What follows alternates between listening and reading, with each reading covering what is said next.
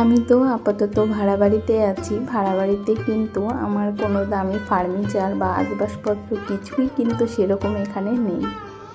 ঘরটা কিন্তু পুরোই শূন্য, তবুও কিন্তু শূন্য ঘরটাকেই কিন্তু সারাদিন সকাল থেকে দুপুর থেকে রাত পর্যন্ত কিন্তু প্রতিদিনই অক্লান্ত পরিশ্রম করি ঘর বাড়িটাকে সুন্দর করে গুছিয়ে রাখার জন্য। আর এই যে শূন্য ঘরটাকে আমি যেভাবে দিনে দিনে একদম সোনার সংসারে পরিণত করার চেষ্টা করি, আর এগুলো আমি কিভাবে করছি সেটা জানতে হলে আমার এই ভিডিওটা তোমাদেরকে দেখতে হবে।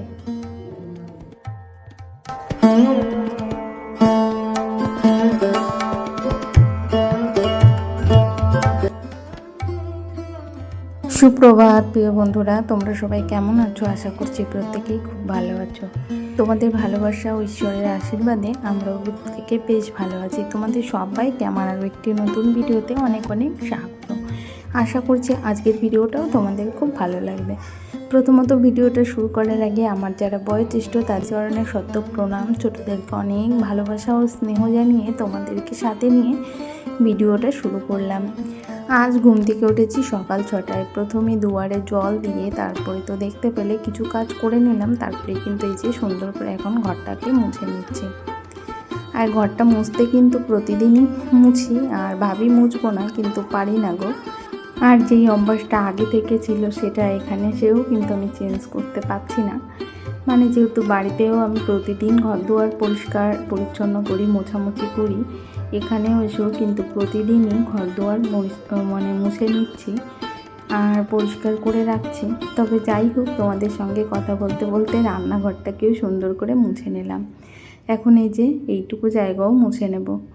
আর জানো তো, প্রতিদিন ভিডিওতে সব ঘর দুয়ার মোছানো কিন্তু দেখানো সম্ভব হয় না। তারপরে চলে গেছিলাম একেবারে বাসি নাইটিটা চেঞ্জ করে, তারপরে আবার চলে আসলাম রান্নাবান্নার দিকে। অলরেডি আমি পটলটা কেটে নিয়ে তারপরে এই যে পটল আলুটা কিন্তু সুন্দর করে ভেজে নিয়েছি। আজকে পটল কষা করব চিংড়ি মাছ দিয়ে, একদম সামান্য কিছু চিংড়ি মাছ আছে। আর ভাতটাও কিন্তু বসিয়ে দিয়েছি, আর এদিকে ভাতটাও প্রায় হয়ে গেছে, আর একটু হবে। আর ওই 2-1 মিনিট হলেই ভাতটা নামিয়ে নিতে পারবো। আর এদিকে কিন্তু পটল আলুগুলো আগেই আমি ভেজে নিয়েছি সুন্দর করে। এখন কিন্তু এই যে কিছুটা তেলের উপরে জিরে গরম মশলা দিয়ে এখন কিন্তু পেঁয়াজটাকে ভালো করে ভাজা ভাজা করে নিয়েছি। আর আমার রান্না করতে করতেই কিন্তু এই যে মশলাটা বেটে নিয়ে আসলাম। মানে সকালবেলা এত ব্যস্ত থাকি, মানে তোমাদেরকে বলে বোঝাতে পারবো না। একদিকে সবজি কাটি, একদিকে ভাতটা বসিয়ে দিই, একদিকে কড়াইটা তাই, মানে এইভাবেই কিন্তু সকালে রান্নাবান্নাটা করি। যতই সকাল সকাল ঘুম থেকে উঠি তবুও যেন সময়ের সঙ্গে দৌড়ে আমি একদমই পারছি না। যেহেতু বুঝতে তো পারছো 2-3টে রুম, সেগুলোকে পরিষ্কার করা প্রতিদিন অনেকটা চাপ হয়ে যায়। তো তবুও কিন্তু প্রতিদিনই আমি ঘর দুয়ারটাকে মুছে নিই, তারপরে এক্সট্রা যে কাজগুলো করেই প্রতিদিনই কিন্তু করি। ওই যে ঘর বাড়ি গোছানো না থাকলে নিজের মনের মধ্যে ভীষণ খারাপ লাগে। অপরিষ্কার জায়গায় আমি একদমই বসতেও পারি না, দাঁড়াতেও পারি না। এত বড় একটা অভ্যাস খারাপ আমার। আর সব থেকে বড় কথা, আমি ছেঁড়া জামা কাপড় পরতে পারি কিন্তু অপরিষ্কার পরতে পারি না। তা যাই হোক, তোমাদের সঙ্গে কথা বলতে বলতে ভাতটা আমার হয়ে গেছে, মাছটা গেলে নিয়েছি। আর এদিকে দেখি কিন্তু পটল কষাটা বসিয়ে দিয়েছি। দেখতে পেলে একদম সামান্য চিংড়ি মাছ দিয়েছি। চিংড়ি মাছ আমাদের বাড়িতে আনলে না আমার মেয়ে এত পছন্দ করে, তোমাদের বলে বোঝাতে পারবো না। ও সেই ভাজা থেকে শুরু করে আর একটুও থাকে না। তবে যাই হোক, মেয়েকে তো এই চিংড়ি মাছটা আগের দিনের মাছ ছিল, সেটাই আজকে রান্না করেছি। মানে সকালবেলা কেটে বেরিয়েছে, রান্না করতে অনেক দেরি হয়ে যায়, ওই জন্য রেখে দিয়েছিলাম অল্প কিছু। তা যাই হোক, এর মধ্যে ছেলেকে খাইয়ে দাইয়ে এই যে ছেলেকে স্কুলে পাঠিয়ে দিলাম। আর ছেলে স্কুলে চলে গেল, তারপরে আমি চলে এলাম উপরে। আর অনেকগুলো জামা কাপড় ছিল, সেইগুলো কিন্তু সমস্তটাই আমি কেচে নিয়েছি। এখন কিন্তু সমস্ত জামা কাপড়গুলো মেলে দেব। আর আমার দুষ্টুমণি কিন্তু এখনও ঘুমোচ্ছে, মানে আমার সোনামারাটা কিন্তু ঘুমিয়েই আছে। কাল না অনেক রাত অবধি জেগেছিল ওর বাবার সঙ্গে, ওই জন্য এখনও ঘুমোচ্ছে। এখন ওই 8টা 5:10 বাজে। আর আমার তো রান্না বান্না হয়ে গেছে, কিন্তু আমি না আজকে সকালবেলা শুধু পটল কষাই করেছি। আর এখন একটা ঘন্ট করব, চাল কুমড়োর ঘন্ট করব। তাই ভাবলাম যে না, আগে জামা কাপড়গুলো কেচে ধুয়ে ছাদে মেলে দিয়ে আসি। বাইরে আবার প্রতিদিনই বৃষ্টি হচ্ছে, আর জানোই তো বৃষ্টির দিন জামা কাপড় কতবার যেই ছাদে আসতে হয়, মানে এক কথায় পা ব্যথা হয়ে গেছে জানো তো, বারবার দৌড়ে দৌড়ে আসতে হয়। ওই জন্য ভাবলাম সকালবেলা আকাশটা একটু ভালো, ওই জন্য জামা কাপড়গুলো কেচে সমস্তটাই মেলে দিয়ে গেলাম। কাপড়গুলো তো আমার রোদ্রে মেলা হয়ে গেছে। তারপরে দেখো মেঘের আড়াল থেকে সূর্য মামাকে এক ঝলক দেখতে পেলাম। মনের মধ্যে হলো যে আজ বুঝি রোদ হবে, তাই মামামের জন্য জলটাও কিন্তু ছাদে রোদ্রে দিয়ে দিলাম। আজ রোদের জল দিয়েই কিন্তু আমি মাম্মামকে স্নান করাই, কিন্তু ইদানিং বেশিরভাগ ওই যে বৃষ্টি হয় তার জন্য কিন্তু করানো হয় না। তবুও আজকে দিয়ে আসলাম ছাদে। তারপরে এই যে চাল কুমড়াটা নিচে এসে এখন কেটে নিচ্ছি। আর এই যে তোমাদেরকে বললাম না, চাল কুমড়াটা আমার আজকে বটি দিয়ে কাটতে হচ্ছে। আমার না সব থেকে ভালো হয় ওই যে যেটা দিয়ে যে ঘষণি না কি বলে ওটাকে, ওই কাটারগুলো যেগুলো ছোট ছোট করে কাটা হয়, ওটার মধ্যে কাটলে আমার বেশি ভালো হয়। কিন্তু সেটা তো আপাতত আমার কাছে নেই। এখন ওই যে বটি দিয়েই সমস্ত চাল কুমড়োটা কুচিয়ে নিলাম। আর কুচানো মেশিনগুলো থাকলে সব থেকে ভালো হয়, যেন অল্প সময়ও লাগে, আবার ঘন্টটা খেতেও দারুণ লাগে, মানে পুরো মিশে যায়, আঠা আঠা হয় ভালো। তবে যাই হোক, এই যে হাত দিয়ে যতটা পারলাম সুন্দর করে কুচিয়ে নিলাম। আর এখন একটু লবণ মাখিয়ে রাখবো, তাহলে না ঘন্টটা করতে বেশ সুবিধা হবে। অল্প সময়ের মধ্যে, মানে জল বেশি গলবে না, তাহলে অল্প সময়ের মধ্যে রান্নাটা হয়ে যাবে। তারপরে যাই হোক, এই যে নোংরাটা এখন বালতিটা কিন্তু সকালবেলায় পরিষ্কার করে নিয়েছি। আর এখন এই যে নোংরাটা বালতিতে রেখে দিলাম। আর ওইদিকে কিন্তু কড়াইটাও তাততে বসিয়ে দিয়েছি, আর কড়াইটা তেতে গেছে। তারপরে কিছুটা জিরে দিয়েছি, এখন জিরেটাও তুলে নেব।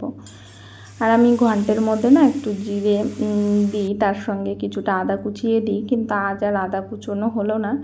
আর এই যে অল্প সামান্য 2-4টে চিংড়ি মাছ ছিল, আর ছিল ইলিশ মাছের ডিম, তাই সেটা দিয়ে ঘন্টটা বসিয়ে দিলাম ঢাকা চাপা দিয়ে। তারপরে যে অনেকগুলো বাসন পড়েছে, সেই বাসনগুলো কিন্তু এখন মেজে নিচ্ছি।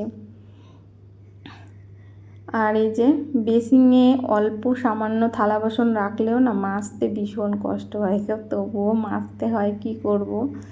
মানে প্রতিদিন বলতেও তোমাদেরকে ভাল লাগে না, কিন্তু আমার কষ্ট হয় তো, তাই যখনই ভয়েস দিই, তোমাদের তো আমি ভীষণ ভালোবাসি, তোমাদেরকে বলেও ফেলি। তা যাই হোক, তোমাদের সঙ্গে কথা বলতে বলতে এই যে বাসনগুলো আমার মাজা হয়ে গেছে। এখন এই যে সমস্ত বাসনগুলো ধুয়ে নিচ্ছি।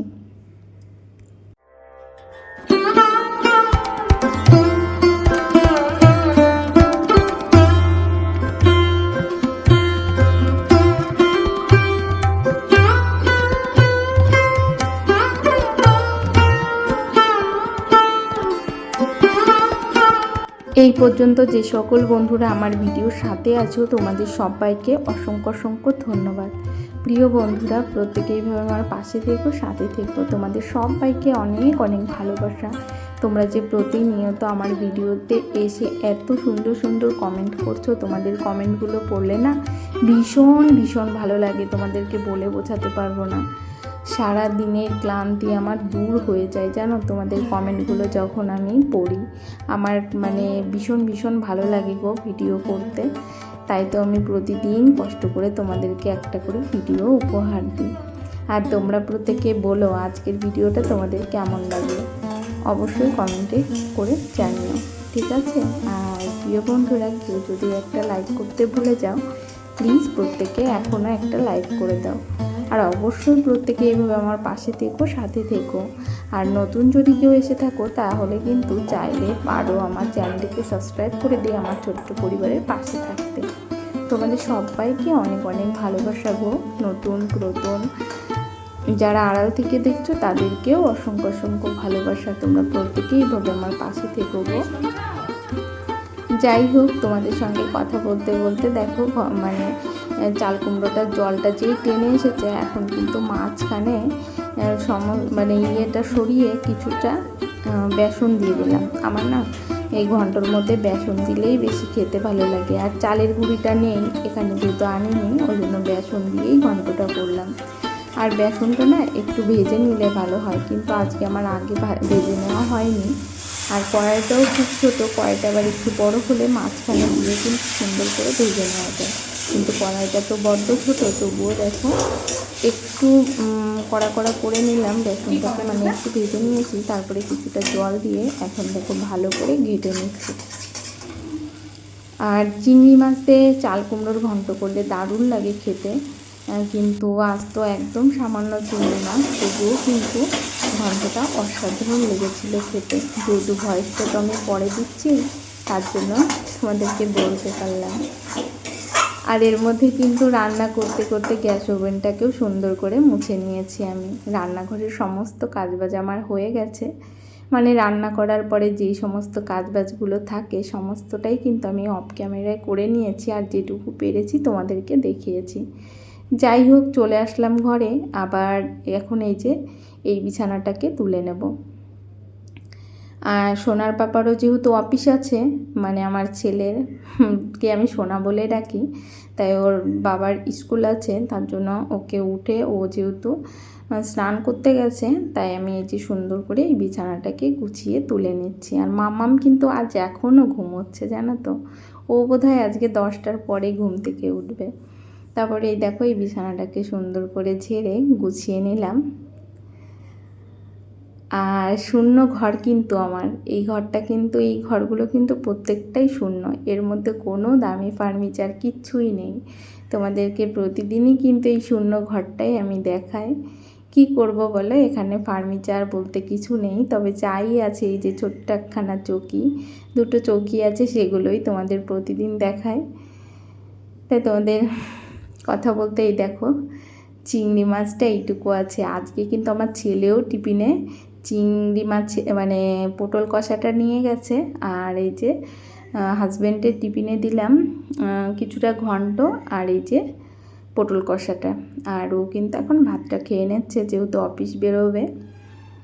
আর আমার সোনার পাপা কিন্তু অফিস বেরিয়ে গেছে, আর এখন এই যে 9:50 বাজে, আমার মামাম কিন্তু এখনও ঘুমোচ্ছে, আর ও না একটু একটু নড়াচড়া দিচ্ছে, উঠে যাবে মনে হচ্ছে এখনই। তাই তোমাদেরকে একটু দেখালাম যে আমার দুষ্টুটা কিন্তু এখনও ঘুমোচ্ছে।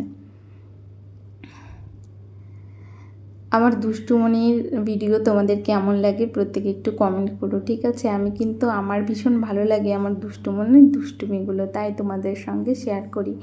আর ওকে তো রেখে মানে কোথাও রেখে দেবো তারপরে ভিডিও করব, সেটা তো সম্ভব না। ওই জন্য আমার ভিডিওতে থাকে গো, যেহেতু আমার মেয়েকে দেখার মতো কেউ নেই, আমার সঙ্গে সঙ্গেই ও থাকে। তারপরে দেখো এই যে ঢোক দুটোকে পরিষ্কার করছি, এই যে। তাই ভিডিওটা এই পর্যন্ত। প্রত্যেকেই ভালো থেকো, সুস্থ থেকো, সবাইকে টাটা, বাই।